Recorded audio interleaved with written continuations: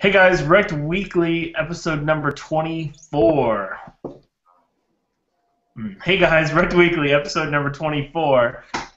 Might have messed that up there, said that a little early, not quite sure. We got Formula Drift Judge Brian Eggert visiting from Atlanta today, and we have Rathina Gomer, our Formula Drift Pro 2 Pro-Am Pro. Guys, so we're right around the corner from Road Atlanta. It will qualifying, I guess, is in less than 24 hours. What was the atmosphere like, Brian? What happened today? Things are pretty exciting. They do have a new section that's paved at the track here this year. In the beginning, a couple of the guys were complaining it was a little bit slick. I think maybe an hour or so into it, they got a lot of tire down, and they seemed to do a lot better from there, and the speeds gradually increased. So another thing for this year that's new is we pushed them back a little bit further for the starting line. So that's going to be a little bit further back, trying to get a little bit higher entry speeds going in. So should make things interesting when it comes time for qualifying in tandem this weekend. Other than that, I think everything pretty much stayed the same after that. Now, what section of the track is new pavement at this point?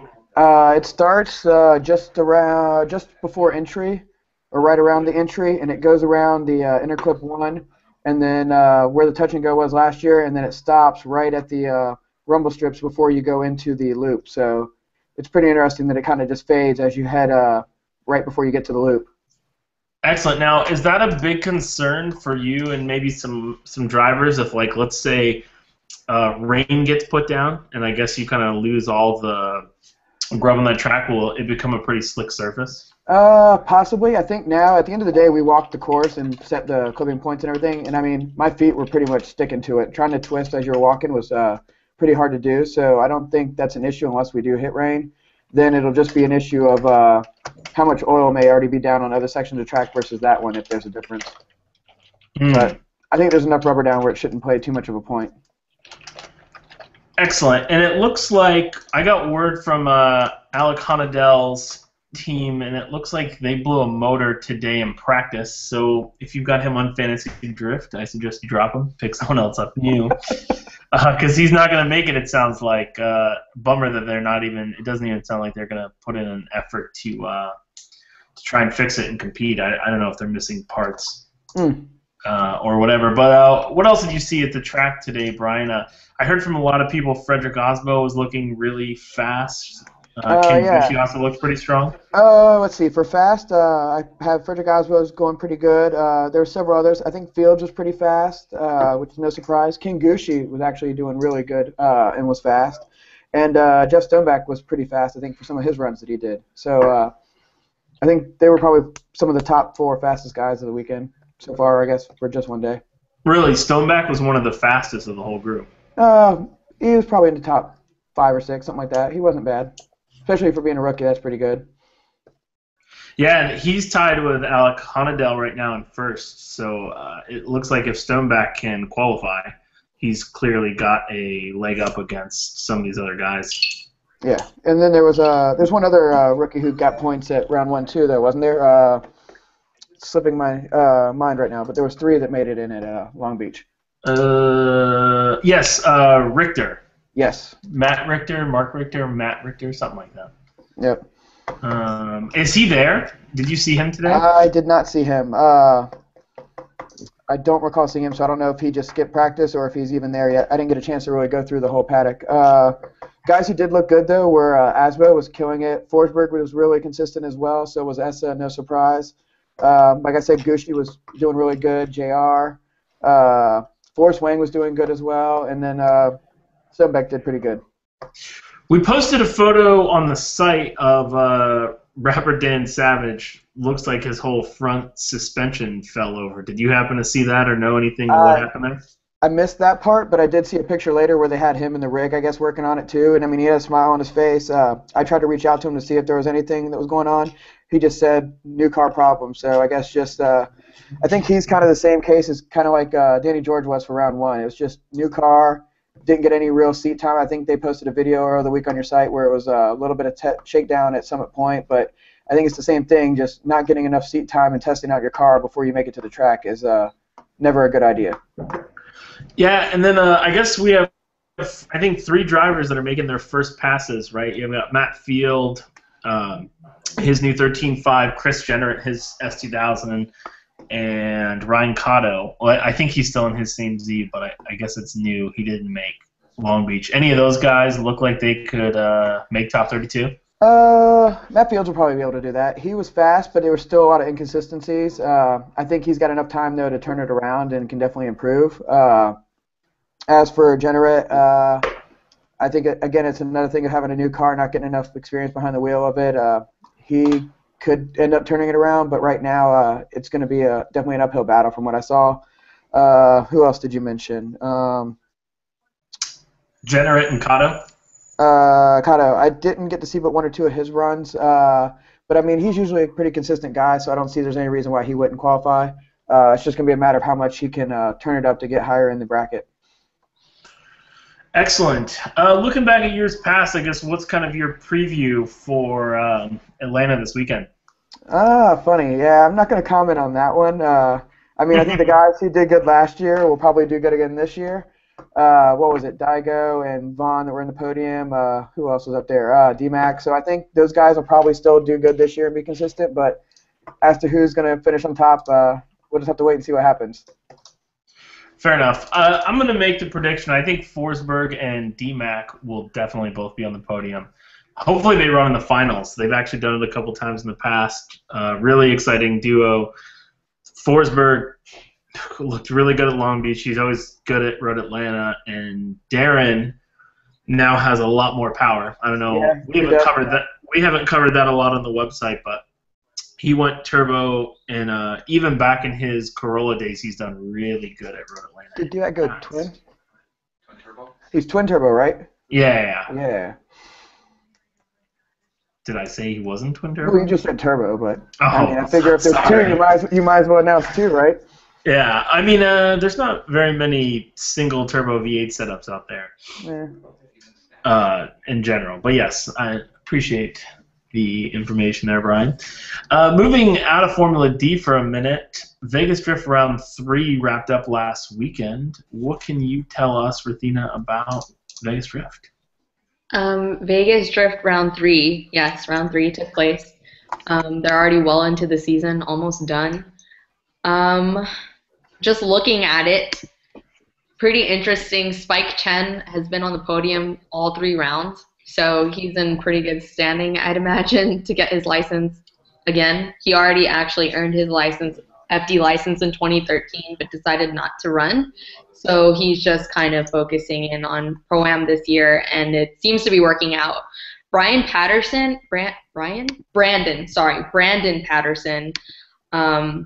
got first place in round 1 and round 2, but in round 3 faced Spike Chen somewhere in the top 16 or top 8 and got knocked out. So I think they have a little rivalry going on there. But overall, it was a good event. We saw there was no major hiccups. First place was Spike Chen.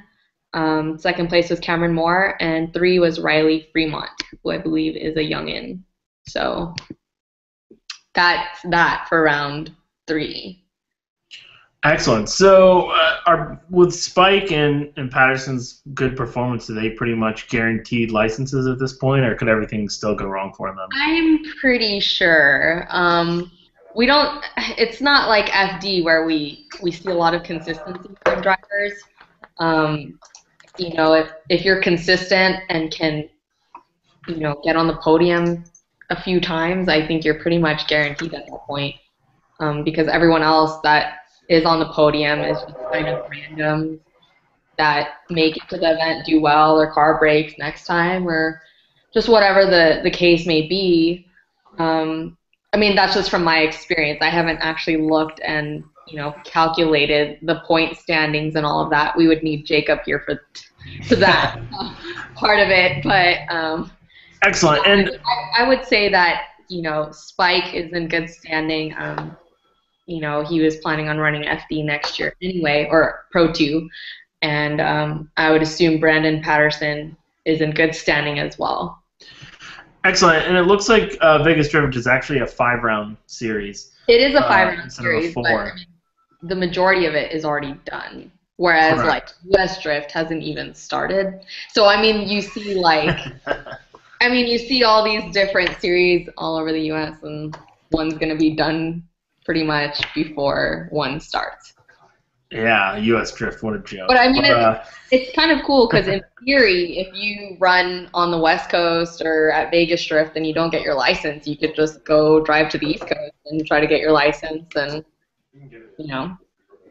That would be rather expensive, but yeah. So it looks like Vegas Drift. In theory, I didn't say in practice it would be. Vegas Drift Round 4 is going to be May 31st, and Yep, it will it's this month. Yeah, Las Vegas Motor Speedway.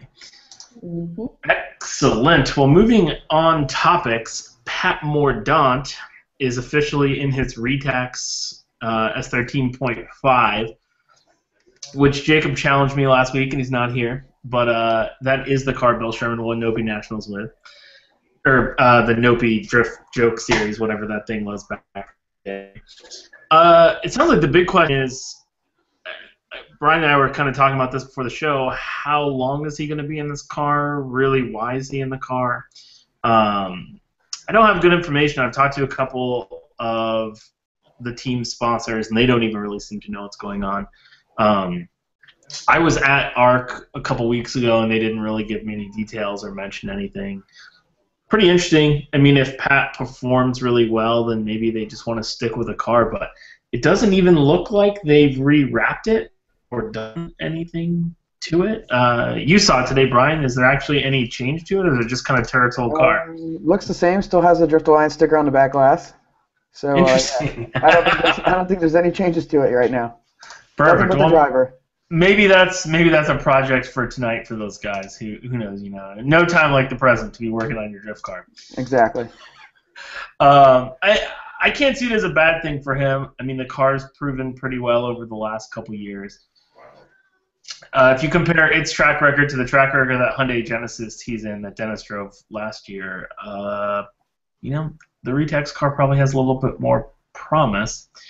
Now, next topic we're going to touch on is actually Formula Drift Pro 2, which doesn't start this weekend, but actually right in about 4 weeks now, it will be fired up at Formula Drift Round 3 in Miami, which is a brand new track, really no information. What drivers have you had a chance to talk to, Rathina? What's going on in the Pro 2 world? Okay, before I get into that, I just wanted to all the Pro 2 drivers watching this, you guys really need to get on your game and try to get more coverage because I was trying to find Pro 2 drivers to talk about tonight and 3 people messaged me. So I'm just going to put that out there. The 3 people that I actually had the ability to talk to, I'll go ahead and start with Jeremy Lowe just because he's a familiar face in the FD world. As many people know, he's not going to be running Pro 1, but he is going to be running Pro 2. And he says overall he's just really excited about it because it fits his budget a lot more. And I don't know if there's any major changes. He's in the RX-7 with the 13B, and he's on Achilles. I don't know if there's anything more exciting about what he's doing, but just in preparation for round 1, he said that he's going to be adding more stuff to the cooling system, power steering, increasing steering angle, and it seems like the common theme between him and another driver I spoke to is that, they're just trying to get their transportation situated. So, a lot of these drivers are just focusing on buying trucks and trailers and all of that. So that seems to be the major concern of these drivers. The second driver I spoke to is Ryan Littoral. He is a rookie this year. He earned his license last year in Top Drift, and he is local to Southern California, so I've had the pleasure of knowing him for a couple of years. Good driver. He's driving 3,000 miles then to basically run this event. Yes, and he is going to go. I ran into him last week, actually, and he seems pretty confident. He's excited to be, going down and, driving with a bunch of great drivers.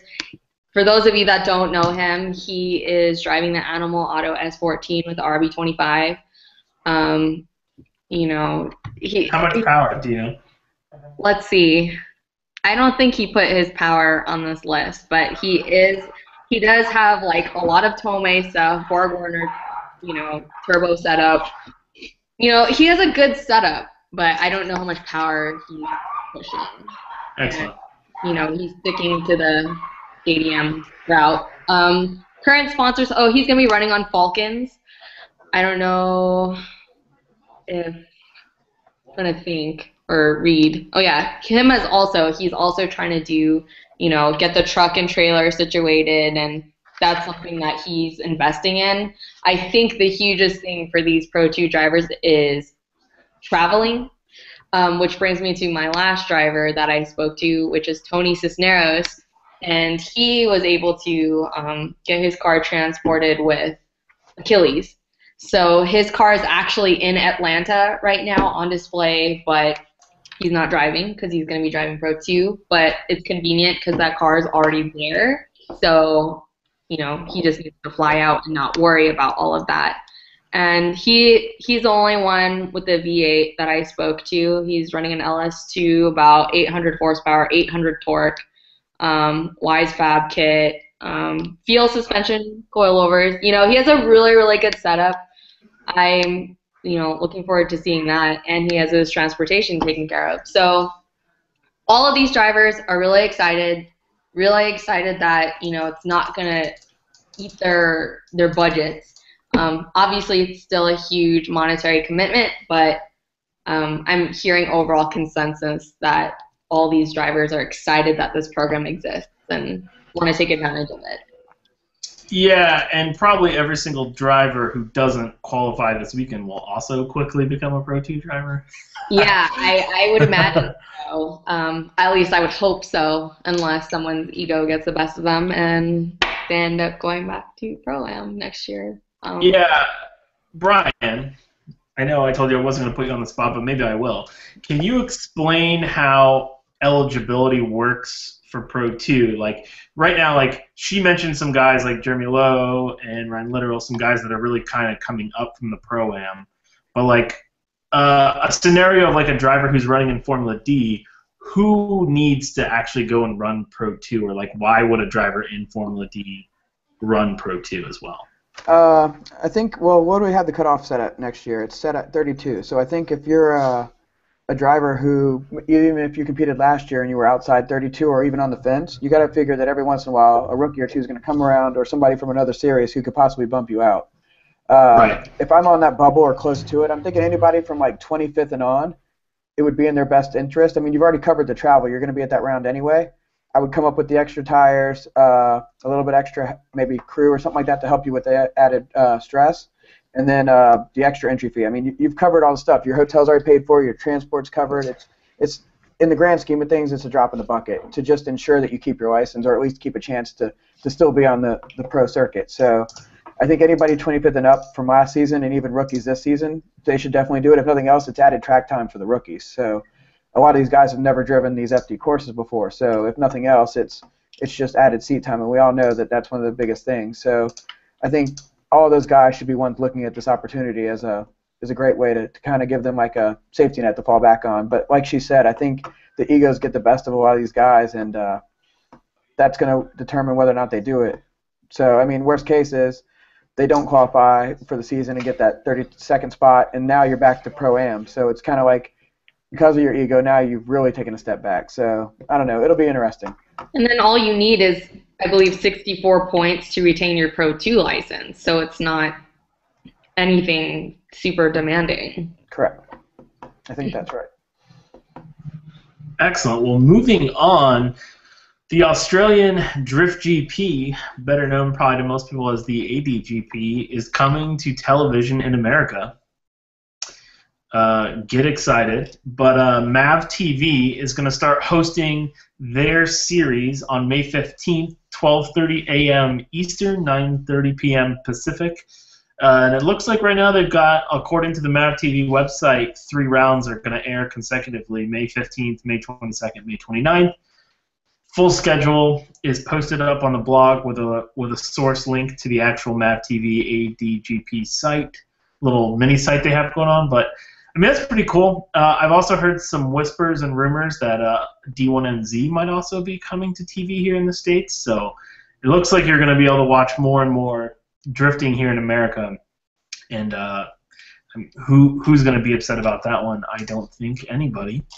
Moving along, King of Europe also kicked off over the weekend. They were in Greenbach, Austria. They reported they had over 10,000 fans in attendance, which is pretty cool. Not a bad showing at all. One of my favorite cars I actually learned about was called the Sideways Crew. They actually have built a S197 Ford Mustang and put an LS7 in it. Pretty kind of wild setup there. Dmitry Iluk, who we've talked about a lot on the site, he's been a guest on the show from the Ukraine. He apparently was doing really great all weekend. He didn't qualify in the top group, which he's known as a really good qualifier over in Europe. But however, he made it all the way to the Final Four and was battling Adam Kirani. I probably said your name wrong, Adam. I apologize. Adam Kirani. And he lost in a Final Four one more time battle because his motor blew up. Adam went on to win the event in his BMW. But King of Europe is just in full motion because they've got an event this weekend in Italy. Looks kind of a really small track, almost like a kart track. I couldn't find the exact track layout, but I'd be interested to see that. And moving along, Joon Maeng rebuilt his S13. We made an updated blog post. We showed the car rebuilt. We showed the video again of it being smashed to pieces, which is on our YouTube page if you want to check that out in qualifying. And we even did, like, on the blog, we have this probably like 20 photographs of, like, in motion of it crashing into the wall. And it looked pretty bad, and June's not a big budget team. I really didn't know if he was going to be able to make it back, but he rebuilt it. And Brian, did you see it today at the track at all? Yeah, we happened to pass by as he was at Tech, and I mean, the car looked back to normal. I couldn't even tell it had been wrecked from what we saw. I mean, I'm sure if I crawled underneath it, you'd see stuff, but just passing by, it looked fine.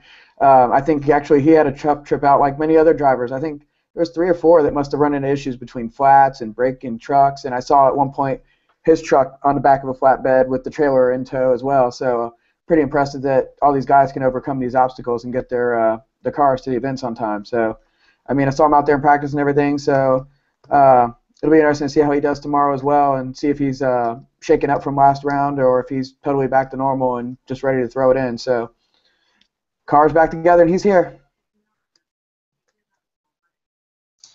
Awesome. Well, that's good to hear. I'm glad for June.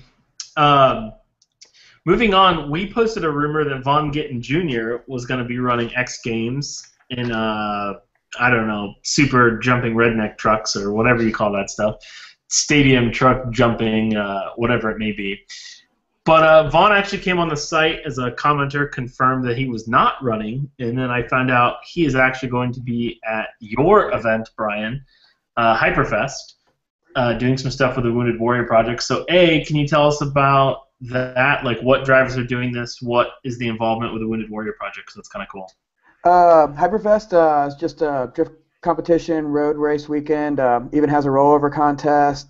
They do rallies and ride-alongs and everything. It's just a crazy. They coined it as the amusement park for automotive people. It's pretty fun. It's been going on. I think this is its 13th year, which makes it, I think, the longest-running continual drifting competition in the U.S. They've been doing drifting for 13 years. Yeah, I think it was actually the first competition. It was right before I think they did D1 and everything out in California. So this should be, I'm pretty certain, the longest-running one in the country, which is kind of cool. And JR, Forsberg, Angelo, all them guys had competed there the first couple of years. It's kind of cool. So JR usually makes it a point to try and come out to that event since it's close to home. And the last couple of years we've been doing charity ride-alongs, him and Forsberg both, and they donate proceeds to the Wounded Warrior Project, which is a great charity for Wounded Warriors, obviously. So he's actually doing ride-alongs. People can sign up, I think, in advance to come out there. It sells out every year. Forsberg actually uses his four-door Infiniti, which is cool, so 3 people get the ride. it's interesting to see people argue over where's the best car to get into or where's the best seat. Having ridden in the back of the four-door car, I can admit that that's the best place to be in a car. Ray, one of his crew guys, told me he's like the pendulum action back there is insane, and I must admit it's a blast. So if you get the chance to come out and do that, it's for a great cause, and you'll have a blast. And they both run tandem, and you get to drift with them, so it's fun. Awesome. How many people are at Hyperfest on a given event weekend, and how much does it cost to get in? I want to say it's probably 20 or 25 for the weekend. It's technically we start qualifying and practice and everything on Friday, but the main event is actually I think 11 to dusk on Saturday, June 7th, and I think last year we had just over 15,000 people. Each year it's gone up roughly about 10 to 15%. So if that continues, we'll break, I guess, 16,000 this year. But it's definitely an interesting event. Usually Jared's our announcer. He's actually going to be covering the X Games this year. So in his place will be Jeff from Life Blasters and Thunderhill Drift for those that might know him. So he's going to come over and do it. We're pretty excited about that. So it's just a fun-filled weekend. Not every day you get to see cars flip over as well. Yeah, Dan Jenkins has covered the event for us in years past, and he's shot some photos of the car flipping over contests. I will actually be at Hyperfest for my first Hyperfest, so I'm pretty excited. However, I have been to Summit Point before, and being in West Virginia is not exciting. But I'm going to overlook that for you. We're on the big boy track, though. This is the main circuit. This isn't the Shenandoah. So you're not running the same track that they ran in Formula Drift? No, we've always run the same one. We run main course. It's got a bunch of grandstands. It's really cool. We actually, last year, I think we built, I think I sent you a picture of some of it, but it's a purpose-built judging tower just for us for this one event. Right. So it's pretty cool. But yeah, we run the main course that they run SCCA, NASA, everything on. So it's a little bit different. It would have been neat to see FD run that course instead of Shenandoah. Shenandoah was fun, but I think this course would have been more like spectator-friendly, which would have made it pretty neat. Yeah, regardless of the course, West Virginia just isn't really the most, fun-filled. But I don't know. I heard there's like camping and a good time going on. So there is. I'm excited about that. And so also the drifting is actually the kickoff of the U.S. Drift Pro-Am, Formula Drift Pro-Am National Championships of Awesome. When is Pro-Am going to just be called Pro 3? Is that in the pipeline? Is that in the works? You know what? You might have just started. I don't know. They could do that. And like she said, Vegas Drift will have 3 rounds already under their belt before we kick off our first one. But that's a different climate. I mean, they're so hot there, they don't run events in the summer. We can run it. So like mine go every month from here out through October. I just want to point out that Vegas Drift will be done with 4 rounds because their 4th round is May 31st. I thought that was their 3rd. Is that their 4th? No, their 3rd was last weekend. Oh, wow. Then, yeah. So, see? But they also started in January, so. Yeah, see? We got guys that still working on their cars, probably. I mean, guys are still working on their cars for FD here. So, I mean, we're just slow on the East Coast. That's just how it goes. But that was Swan's problem, I guess. They did round 1, I think, last month, and he said, like, no one had their car back together. For those that don't know, Swan, Midwest Drift Union. Yes, thank you. Well, we had quite a winter this year, so it definitely plays its toll, unlike people in California and Vegas who get sunshine 349, 50 days of the year. We don't have that luxury. What is neat for us, though, is that we're going to run 2 of our 5 rounds are going to be on FD courses, so that's kind of cool. Which FD courses? We're going to run, first one will be Wall, New Jersey, and then the second one will be where we're at this weekend, Road Atlanta. We'll do that one, I think, right around Labor Day. And you guys are going to be running the actual, not just on the track, you'll be running the actual FD layout as well? Correct. Yep. Oh, awesome. So it should be exciting. And do you guys still have driver spots for any drivers left? We do. We've got quite a few who did the season pass for all 5 rounds, but we still do have spots for Hyperfest. I think registration ends at the end of this month. We cut it off, I think, around, I guess, the week after Memorial Day because it's early this year. But, yeah, there's still about 2.5, 3 weeks left to register for that. I need that. US Drift car. See, you could come out here. You still have time to bring your car. Yeah. Her car doesn't work yet. But excellent. I think this is the fastest show we've gone through. Unfortunately, I did not put together the questions for the Guess the Driver game because I couldn't find enough questions about him. Are you for real? So I don't get fitted today? I know. I texted him, and he didn't help me out with any info. I had a good one for both of you. The game will resume next week, I promise to everyone. Oh, my God. You also didn't ask us about what our favorite drift event was. Yeah. Skipped over number one. Question number one. All right, let's do this real quick. Close out the show here. Best drift event each of you have ever attended. This is based on atmosphere, fans, quality of drifting. Brian, you're on the camera, so you go first. I would pick Road Atlanta. Formula Drift Road Atlanta. What now? Like Formula D Road Atlanta? Yeah, like Formula D Road Atlanta. It could be every year because every year is awesome. Me and a bunch of guys came here along with Tony Schultz the first year before they even put the loop in to test it out, and we were sold on this place. It's just awesome. I think out of all the rounds they've done here, I've probably missed maybe only 2 or 3, and the crowd is just, I think, the best on the circuit. I know people are going to be mad and hate me for whatever, but those people who have been to this event, even the drivers will admit to it as well. It's just entertaining, exciting. There's never a bad seat in this place. You get to see it all, and the fact that it's a neat course and it was purposely, I mean, they took a world-class place and added a loop specifically for drifting, just means that the venue itself like drifting, so I just don't see anything wrong with this place.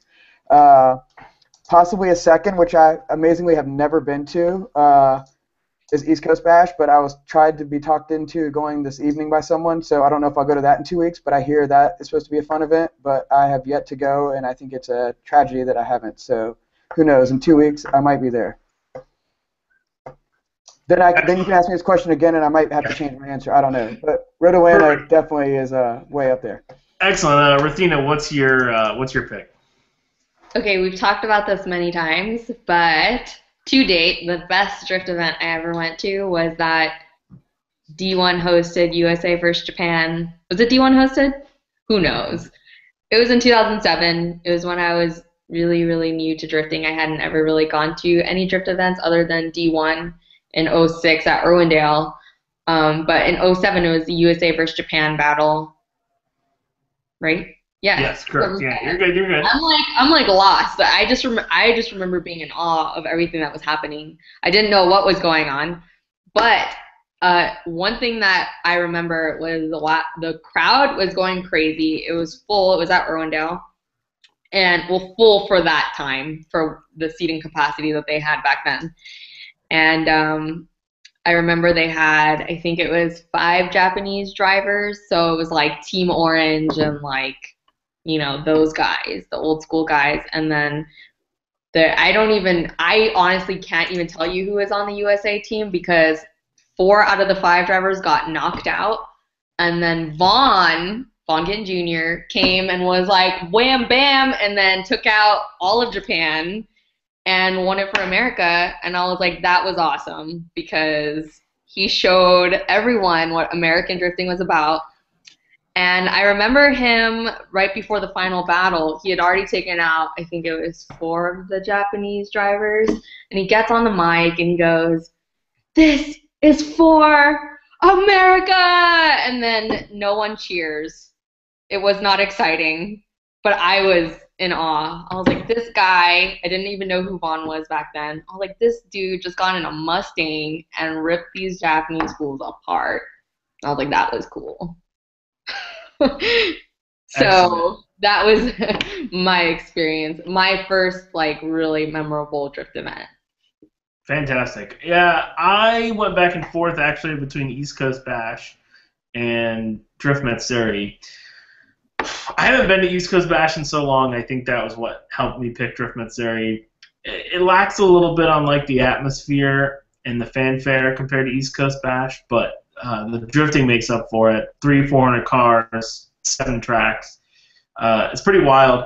One of the reasons I like shoved this question in here is I'm putting together for next week.